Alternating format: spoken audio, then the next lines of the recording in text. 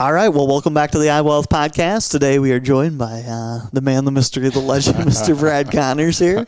And we're talking about kids today. And in particular, we're talking about some of the magic of compounding interest, but also what you're doing with your money and how you're teaching your kids about money. And I'm going to tell you what works for me. I'm a big fan of the Dave Ramsey stuff. I think it's awesome, spot on. Yep. But he always talks about this concept of the envelope system. Sure. And so our little one is 6 years old now.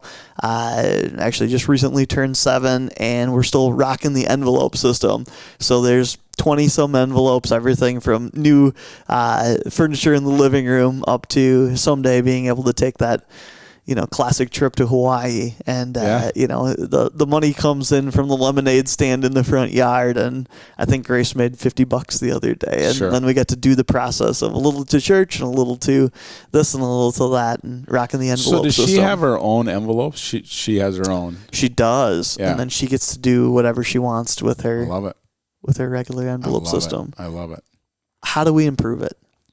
Yeah, so first of all, you're winning right off the gates. I think there's too many parents out there that don't teach their kid about money. Okay. And part of it is, so our kids follow what we do, right?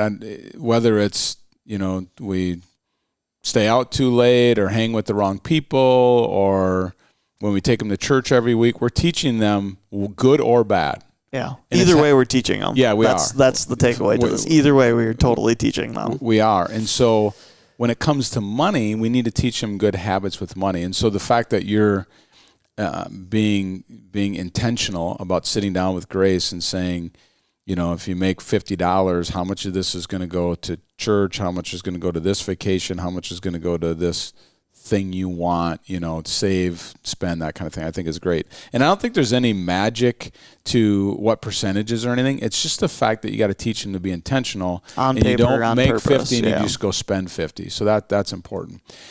Where we take it a step farther is if we can get that envelope into, let's say one of the envelopes is college. Sure. Or to buy a house someday or to buy a car someday or whatever. Yep. If you can take that envelope and you can invest it and put it in an account, then we can flip around and start having a conversation about compounding interest, either with a mutual fund or a stock, and teach them as they get a phone as they get older and put the ticker symbols on the phone and let them watch as the account grows over time, or like we had a market meltdown with COVID on how it can shrink, that you haven't sold your shares, that whole conversation.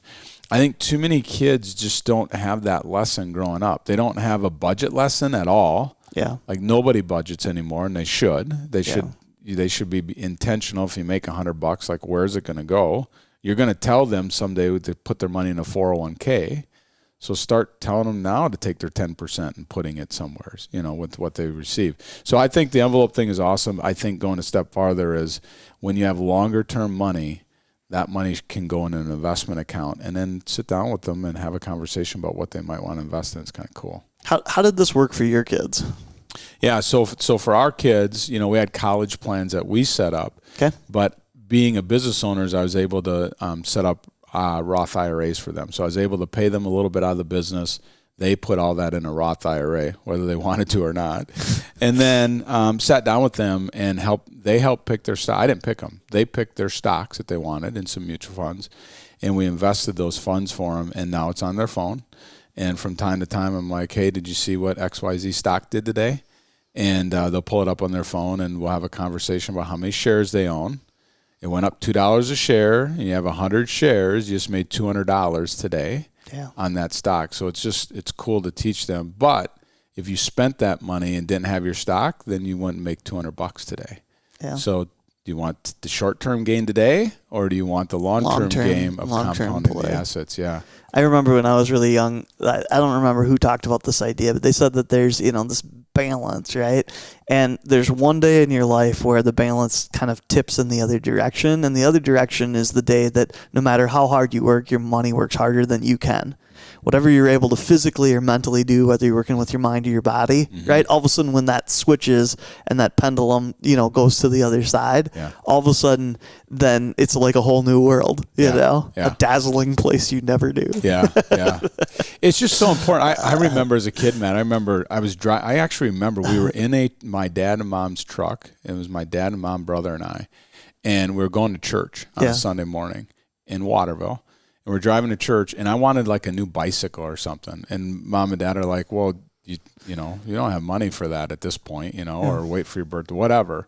And I said, well, just write a check. You got that big, they had one of them big checkbooks for the business, just like write a check. And I didn't have the concept in my head that there had to be money in the bank in order to cover the check. So it's even those little things that you can teach those 5, 6, 7, 10-year-old kids about money is so important. Yeah.